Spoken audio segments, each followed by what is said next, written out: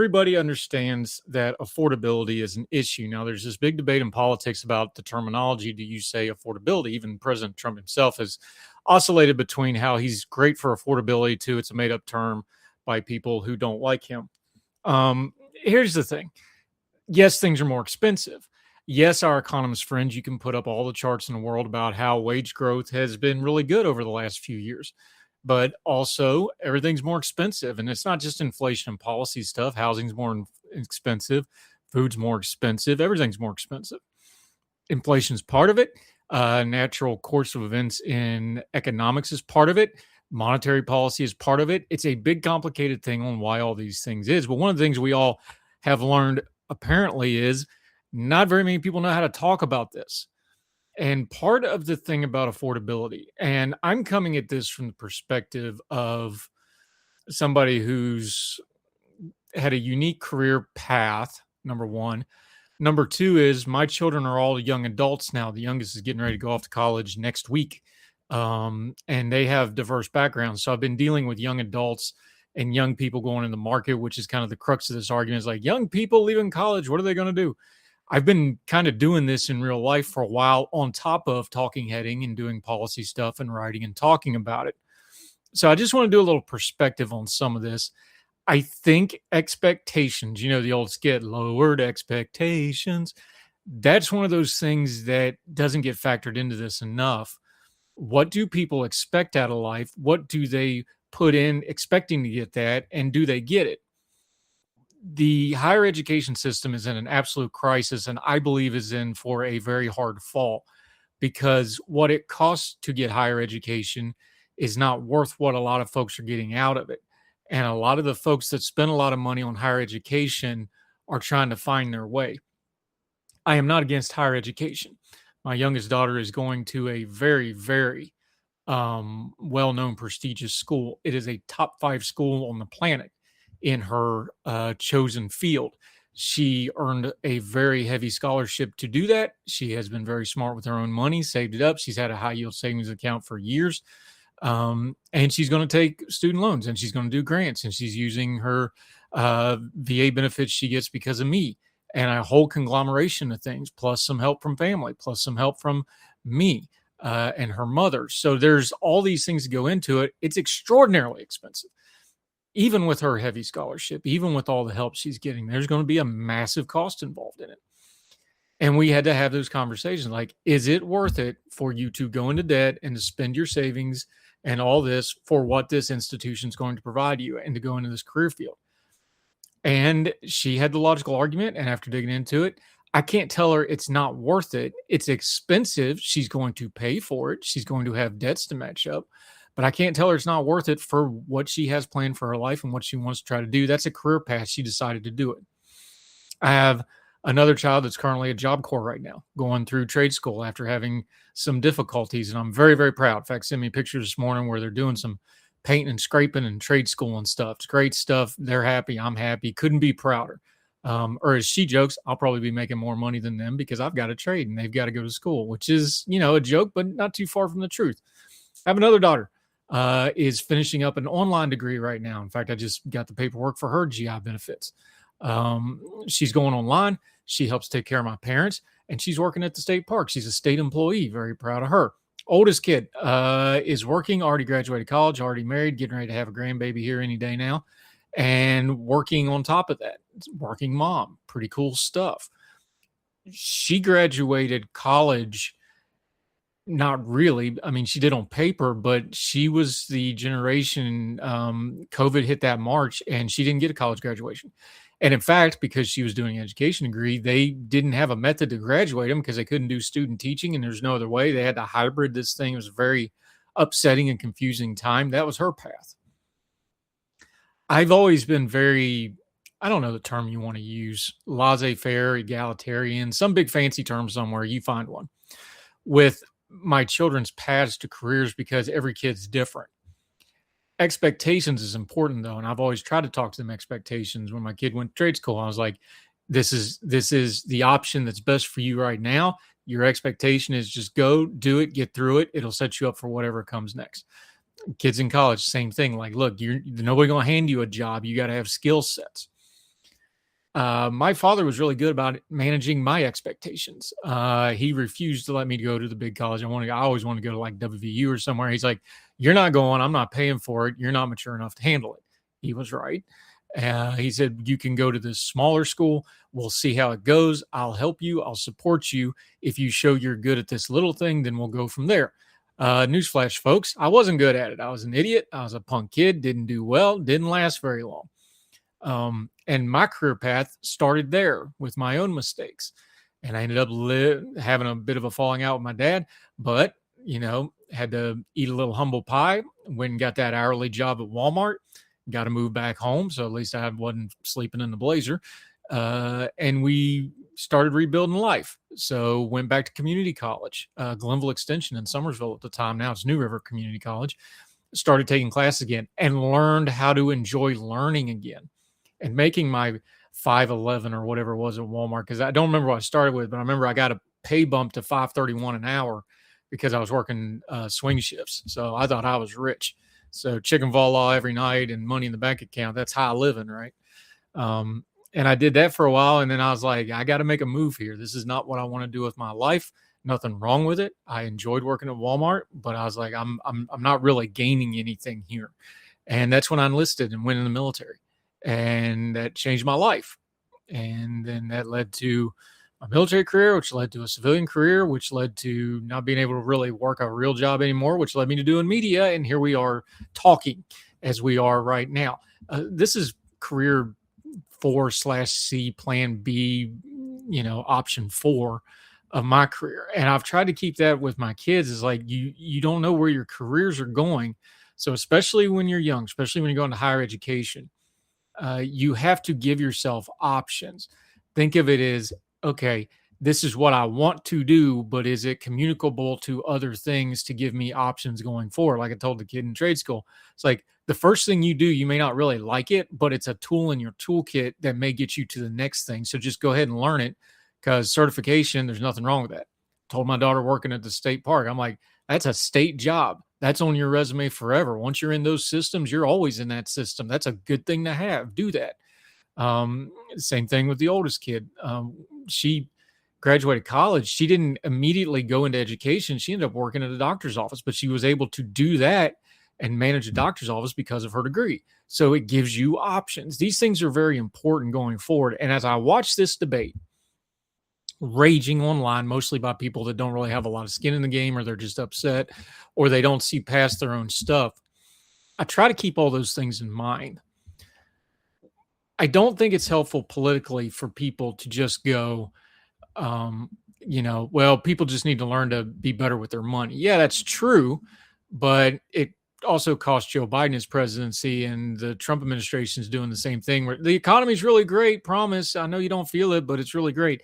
That's not going to work. You're going to get punished in the midterms and probably 2028 for it, because people can joke about vibes and people can joke about feels, but they're real. And that's how people operate. It's expensive out there. I was just talking to a friend of mine, and we were joking about it would be really great if we could all get together. And the first part of it is like, well, we're in 3 very different parts of the world. Number one. Then number 2 is we got to find a time where we can all afford it. Just to cut, because travel is expensive. I got this trip to New York where I'm taking my kid to college. Very expensive trip.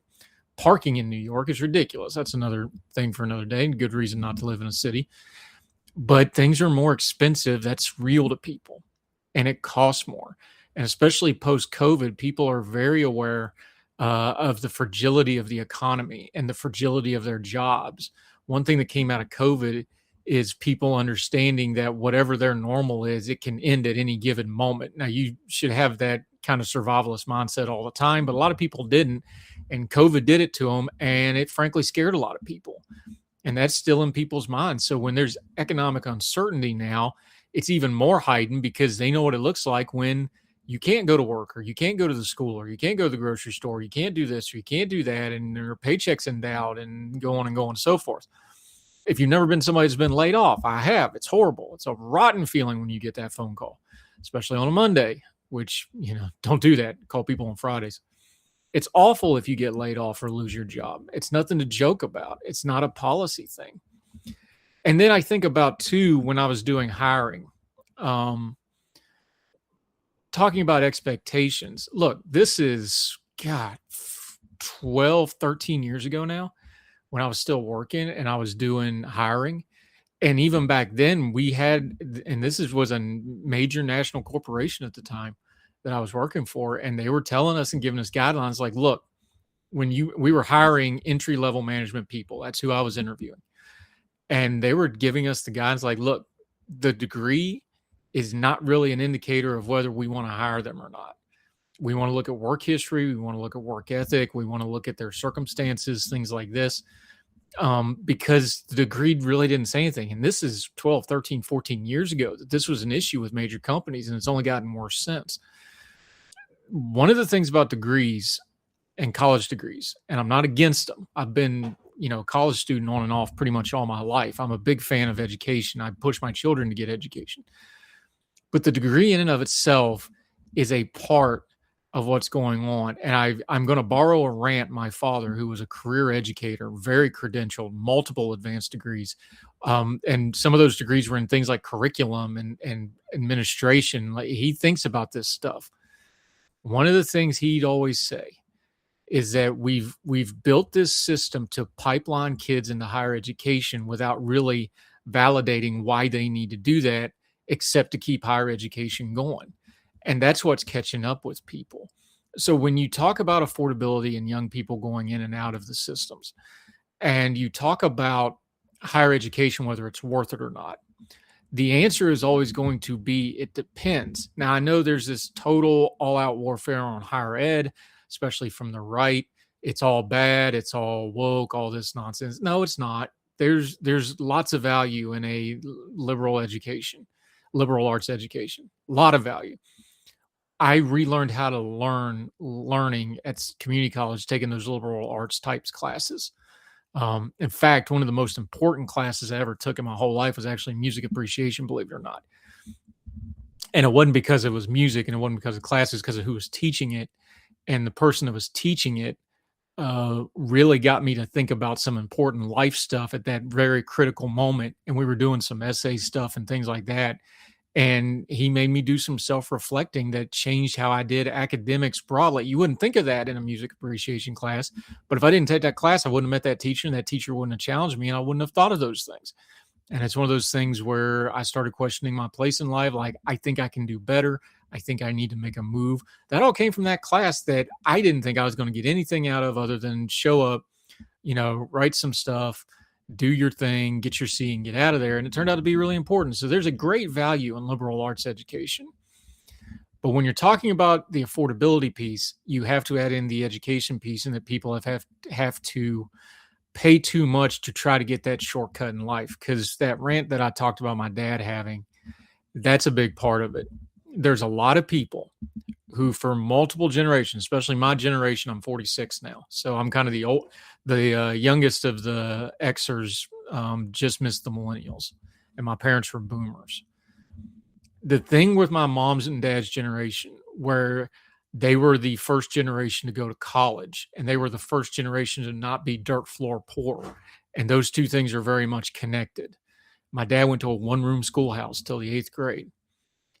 And then the jump to his son pretty much doing almost all his schooling online, and his grandchildren having the diverse educational backgrounds they have. That's a part of this story, and here's why.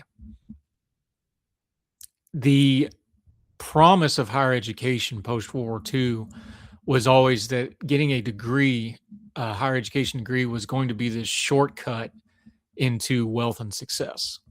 It's not always pitched exactly like that, but that's the truth. It was always told to kids, if you don't go to college, you're not going to get this shortcut to wealth and success and the middle class and up and open the doors and all that.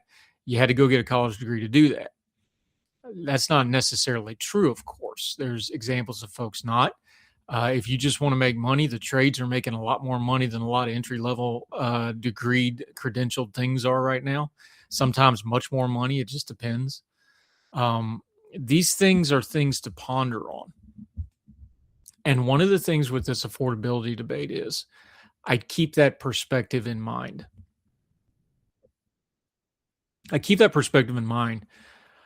because people want to, disconnect it. There's always the saying of, well, I want my kids to get more than I had. I think on this, like, okay, do I have more than my dad had and my mom and dad had? My dad was very frugal with his money. He was very good about saving his money. He would joke about being a teacher. He's like, where else can I work 10 months out of the year, get weekends and holidays, the summer off, really good benefits, and do something that matters and live in the country? That was what was important to him. And he always had a second job on top of it. Always, always. He was a bivocational pastor. Before I was born, he ran Parks and Recs. He coached. He did all these other things. Always had an extra job. Hardworking man that kept all his money and has had a very comfortable life because of it. Which means I had a pretty good life growing up. We weren't rich or anything, but we were never wanting for anything. We didn't miss any meals. We got to do some pretty cool trips and stuff. But because my dad was smart with his money, we didn't spend a lot of money on a lot of stuff. He saved it and then spent it when it was important. So, do I have more than my mom and dad have? In some ways, I've had a very different life. My mom and dad went to college on federal grants that said you had to stay in West Virginia and become teachers, which was fine by them. And they've basically stayed there. Now they've traveled the world and things like that. It's not like they've been, cloistered, but they stayed in one place. I went in the military, which means I've been all over the world. My children have moved a lot. In fact, the two youngest children, one of the prime things the last few years was, get them through school without moving them, because the two oldest kids had to move a lot, including back and forth overseas. So is that a better life or not as good a life? Well, financially on paper, I've probably made more money than my mom and dad have, and certainly had a more diverse lifestyle. But is it better? Well, that's in the eye of the beholder. What do you want? Are my kids going to get a better life than I had? I hope so. They're on the path to doing that. One's already successfully married, getting ready to have a kid, very financially secure, good guy, lives in a Rockwell painting, you know, federal style house with a flag on the porch, baseball field across the street in a small town in Ohio. Like, it's a Rockwell painting. It's ridiculous. They're doing good. My kid that's going to the fancy school, I have high hopes for her. My kid in trade school, I couldn't be more proud of. Has overcome a lot of things in life and now has her life together. I got high hopes for her. And my other daughter, who I love dearly and is kind of my West Virginian of the bunch, natural West Virginian, got high hopes for her, doing outstanding. I think they're going to have a better life than me. But with this affordability thing, I think they're going to have a very different country and society than I had growing up in the 80s and 90s. Being my early, my 20s and 30s being the GWAT era and being dominated with military service and that sort of thing. They've seen me with my health struggles over the last few years and now doing media, which gives me a different perspective on things. I think they're going to have a very different country. They have a country where the post-World War II homogeny of America has kind of gone away now, and we're going through a process where America is going to change. And there's people that don't want it to change in the way it's going to change, whether they like it or not. We are in an era where everybody gets a voice, which means people that have really ugly, vile voices with really vile, ugly thoughts have more platform than they've ever had before. And you have to deal with that. They're dealing with a political environment which has this incestuous relationship with money. Not that there's ever been politics without money. That's Pollyannish. Or get the money out of politics, people say, so they can get money into politics. That's all nonsense. But it is a little different now, where we just have open, rampant corruption.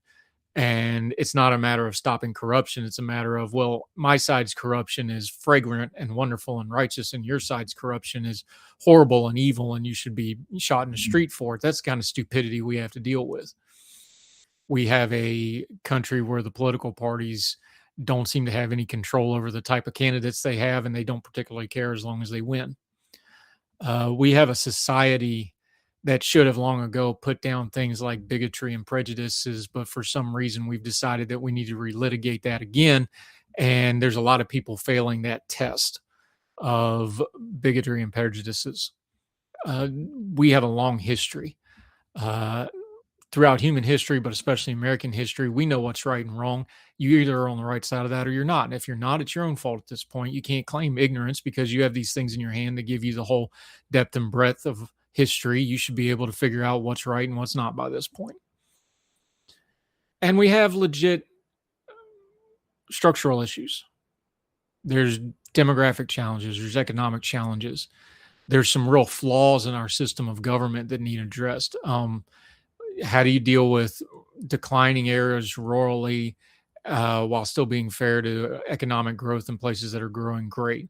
What are you going to do about the Western water crisis? That's one that's not getting a lot of pull, but it's the oldest governing problem that we have known to man. We have that stuff etched on stones, fights over water rights.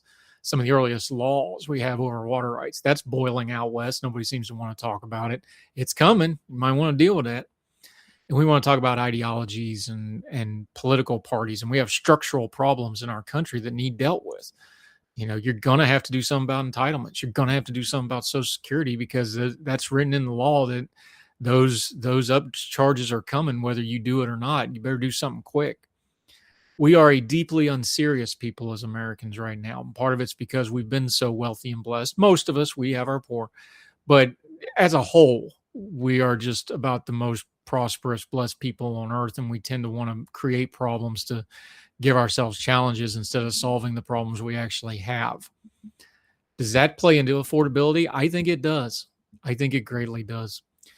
I think as both a citizen who's late in middle age now, and as a father of young adults, soon to be a grandfather, and as a talking head who covers this and writes about it and has been doing media for about 10 years now, I have a couple of thoughts on this affordability thing that I think need wider context. And they go as follows. The number one thing is your perception is everything when it comes to talking about economics. If you're middle class, everything is viewed through that lens. If you're working class or poor or lower, everything comes through that lens. If you're very well-to-do, everything comes through that lens.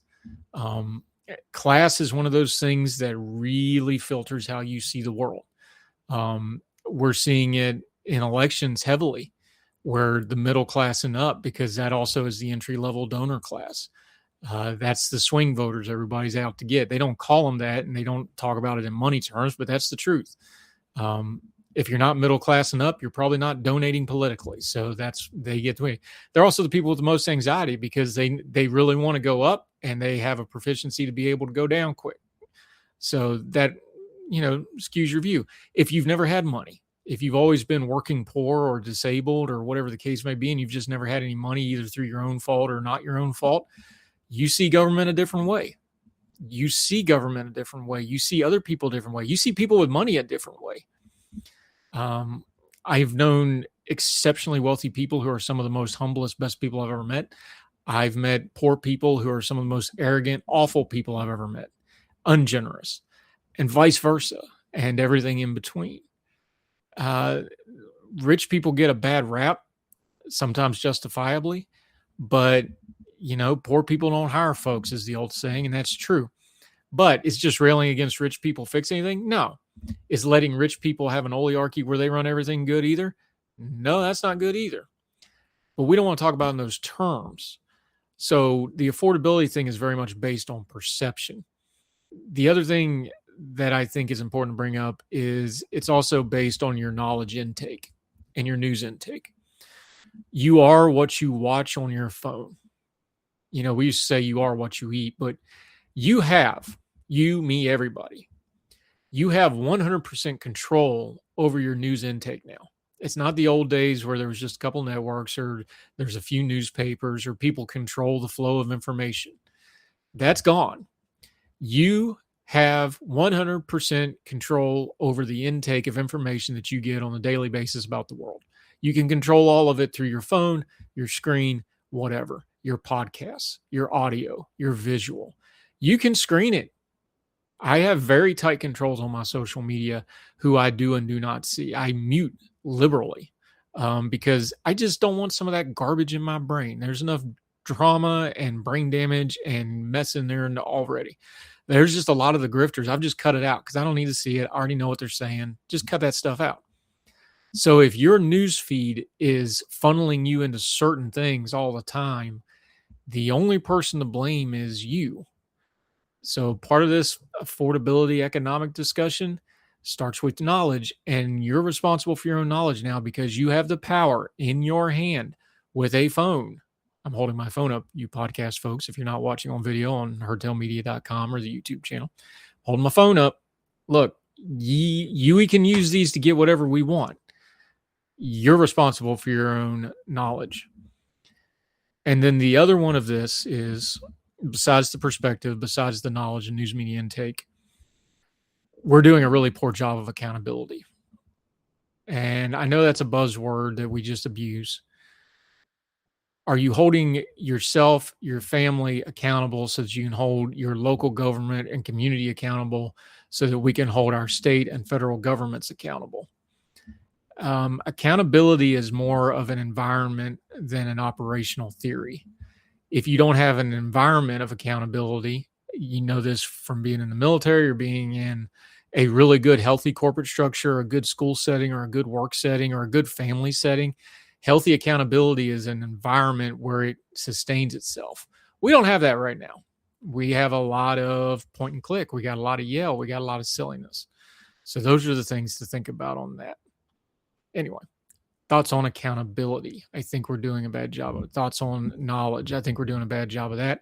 And thoughts on perspective. I think we're doing a bad job on that. So before we start arguing about $20 burritos, maybe we can take those three things and do a better job on everything so that when the $20 burrito thing pops up, we're a little bit more well equipped for it. Because number one, I don't like Chipotle anyway. There's not a single thing on that menu I want to eat. Number two is don't eat $20 burritos. That's a lifestyle choice. You don't need to spend that much money anyway. I rarely DoorDash anything. You know me, I like to cook at home. Cook at home. If you don't know how to cook a burrito at home, call me, DM me something. I'll teach you how to do it on the cheap. But mostly just don't eat Chipotle anyway. Go to Waffle House as God intended. I hope you're well. I hope you're well fed. Talk to you later for more Hurt Tale.